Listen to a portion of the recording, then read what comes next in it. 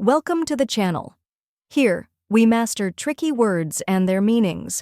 Today, we're tackling a word often used to describe someone who is rejected or shunned by society: pariah. It might seem unfamiliar, but by the end of this video, you'll pronounce it with confidence. The correct pronunciation is pariah. Let's break it down. First, we have pa, which sounds like the paw in parrot, but softer. Next is rai, which rhymes with eye or sky and is the stressed syllable. Finally, we have a soft, unstressed sound, like the A in sofa. Now, let's put it all together. Pa-ri-a. Try repeating after me. Pariah. Now a little faster. Pariah. And at full speed, pariah. Keep practicing, and soon this word will feel natural to you.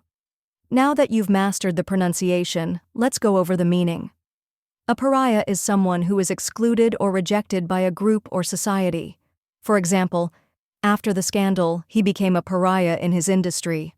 And that's it. Now you know how to pronounce pariah and what it means. If you found this helpful, give this video a like and share it with others. Comment below with any tricky words you'd like me to cover next, and don't forget to subscribe for more pronunciation guides.